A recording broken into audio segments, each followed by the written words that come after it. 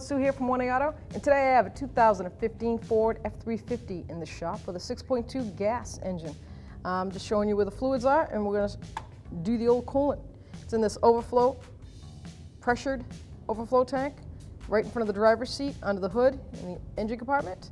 You'll see the black cover with the clear through tank, and on this side there's a max for cold. It will say hot and cold.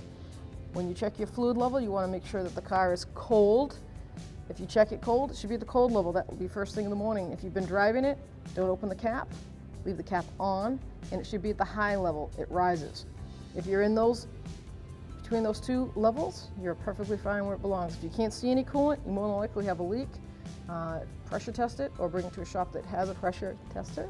Type of coolant is always in your manual. And don't forget, never to open the cap when it's hot. Thanks for watching. If you want the parts to do it yourself, check out 1AAuto.com, the place for DIY auto repair.